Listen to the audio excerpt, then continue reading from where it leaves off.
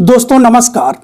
आज हम श्रीलंका के बारे में बात करेंगे और श्रीलंका जो है आज की स्थिति में गंभीर आर्थिक संकट से गुजर रहा है।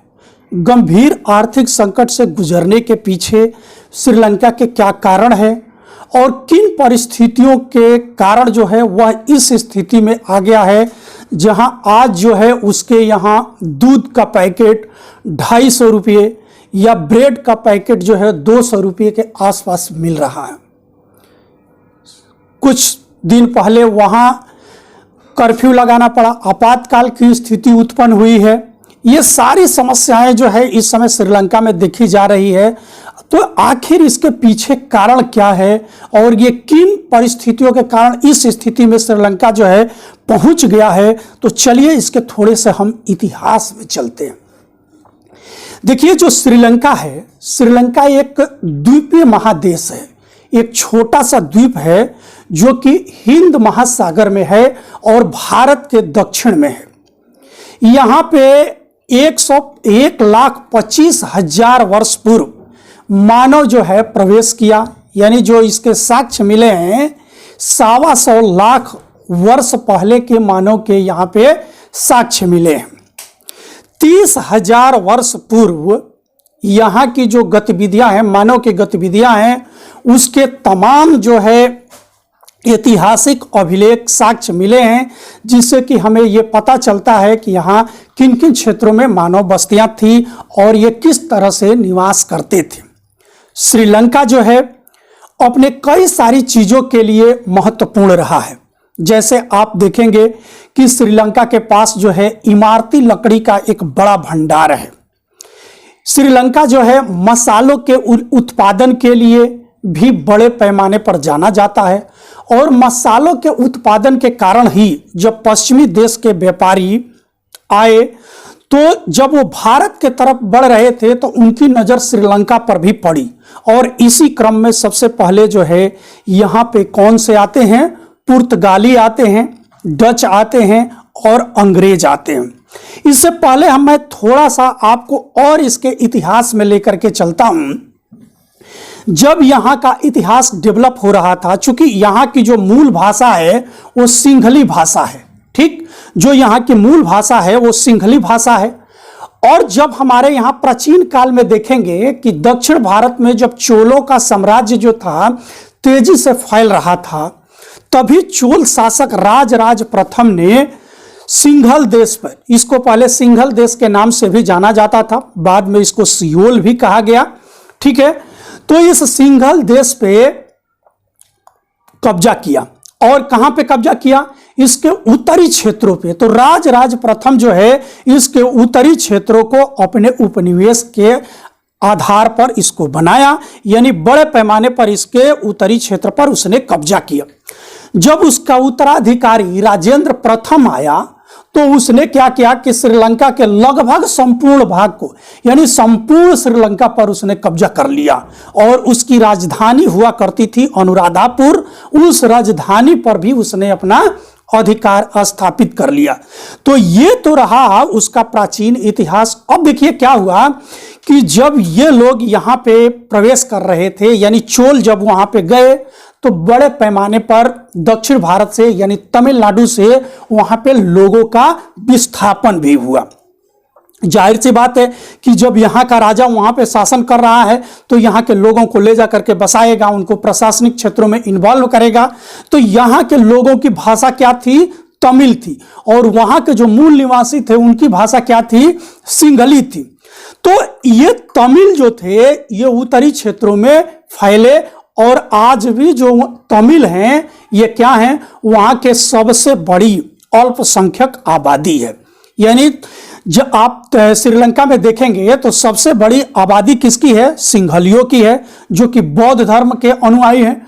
दूसरे हिंदुओं की है, तीसरी इस्लाम की है और चौथी जो है क्रिश्चियन की है। इस तरह से वहां की आबादी है। तो तमिल भाषा बोलने वाले सबसे बड़ा एक अल्पसंख्यक समुदाय है। और तमिल कैसे के, ये चीजें मैंने आपको बताया। आधुनिक इतिहास में जब आते हैं तो आधुनिक इतिहास में मैंने बात किया कि सबसे पहले यहाँ कौन आए? पुर्तगाली आए। पुर्तगाली के बाद डच आए और डचों को विस्थापित करके यहां पे शासन स्थापित किया किसने? अंग्रेजों ने। ठीक। और ये लोग किस उद्देश्य से इस द्वीप को अपना उपनिवेश बनाए?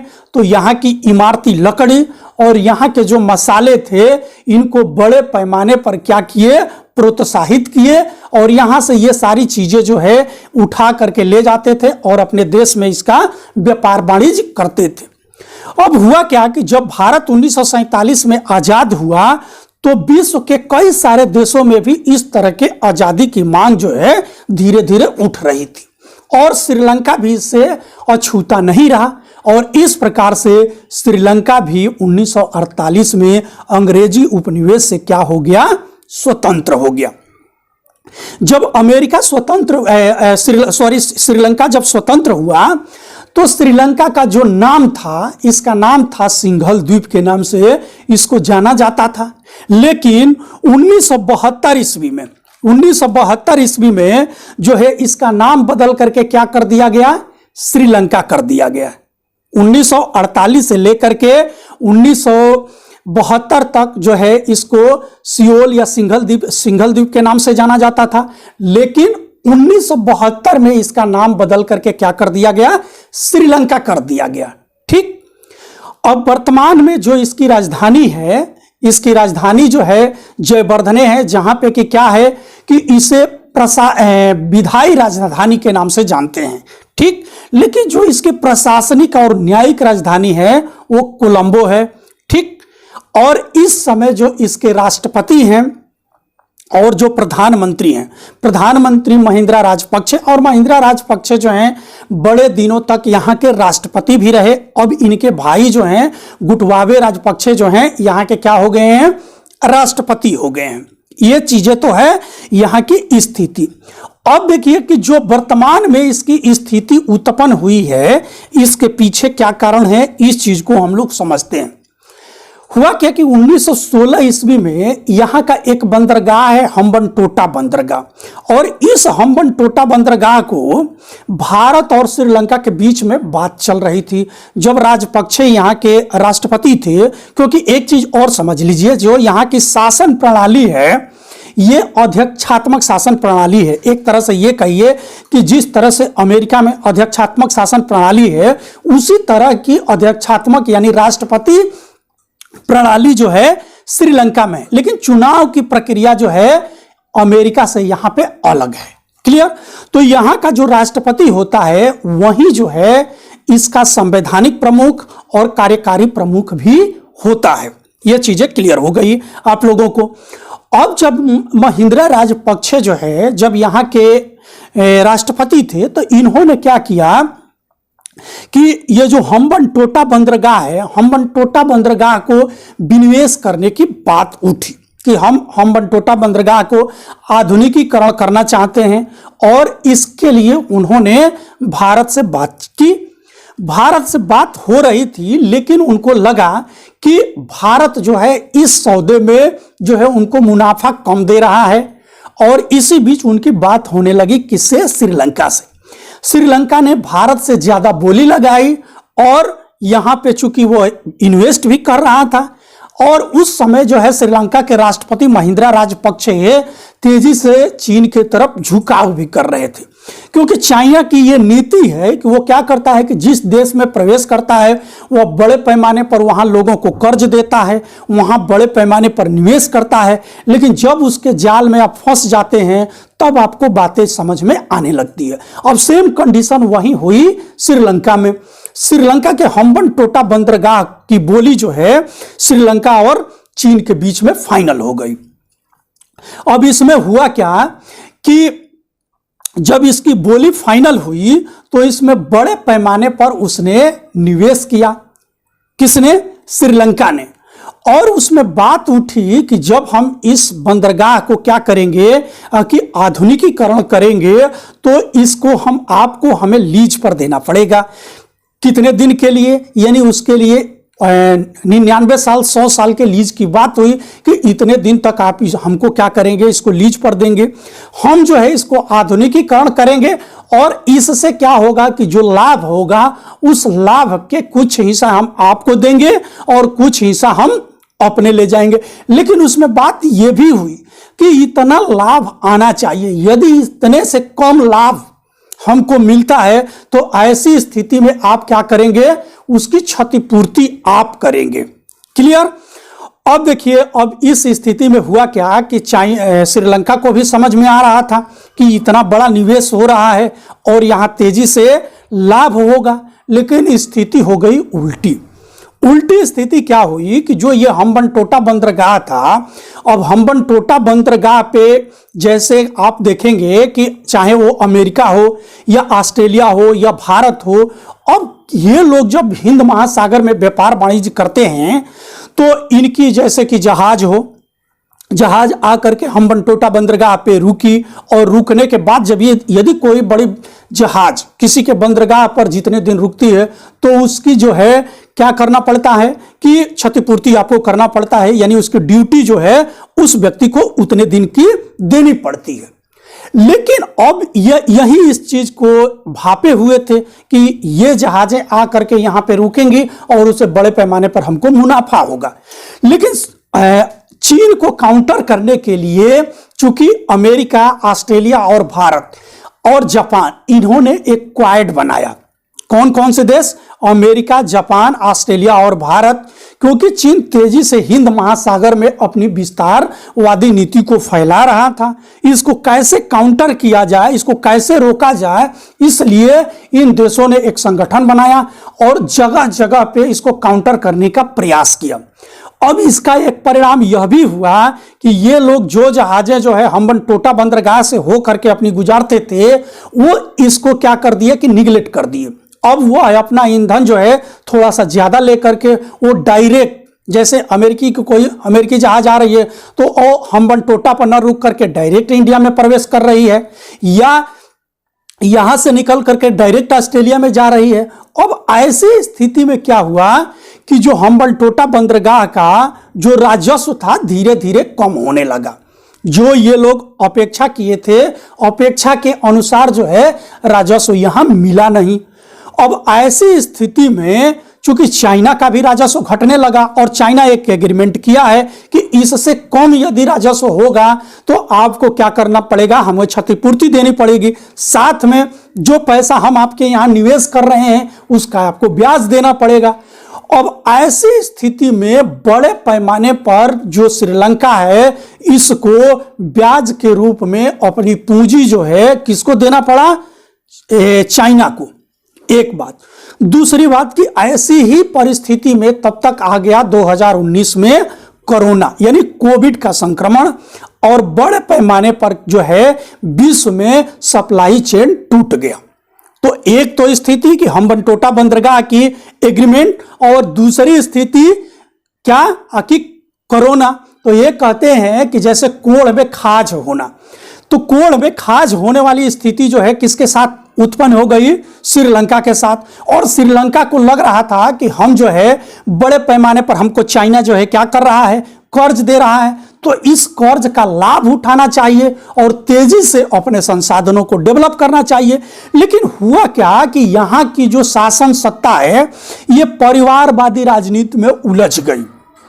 एक ही परिवार के लोग राष्ट्रपति बन रहे हैं, एक ही परिवार के लोग क्या कर रहे हैं कि यहाँ पे प्रधानमंत्री बन रहे हैं। तो परिवारवादी नीतियों ने राष्ट्रीय नेतृत्व में भी एक ऐसी स्थिति उत्पन्न कर दी कि ये अपने परिवार में ही उलझे रहे, राष्ट्र की समस्याओं को समझ नहीं पाए।